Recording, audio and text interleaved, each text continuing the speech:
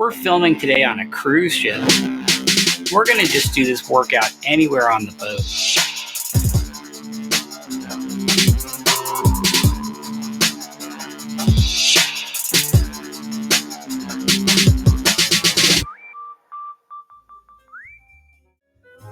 First of all, we're going to use our pushing chain. This is sort of like a push-up type movement. If you haven't done push-ups before, or you're not good at doing push-ups, or you're out of shape, you might have to start out with the very, very easiest pushing variation there is. And that would be just leaning up against a wall and pushing off the wall with a wall push-up. That's the very, very easiest pushing chain movement. And some people might have to start there. As you get better at doing that, which will happen pretty rapidly, you'd move on to an even more difficult move, like doing push-ups on the back of a sofa or on a chair, something that's lower, where your body is more horizontal.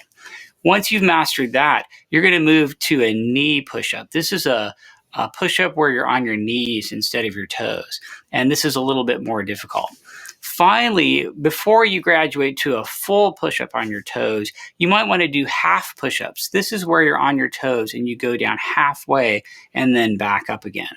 And the complete push-up is a full body weight push-up all the way to the ground on your toes, and you want perfect form. You want to have your body stiff as a board. You want to almost touch the ground with your nose. You want your chest and your face to touch the ground at the same time. And when you're doing these moves, you can always make them more difficult by just focusing on your form and trying to get your form absolutely perfect.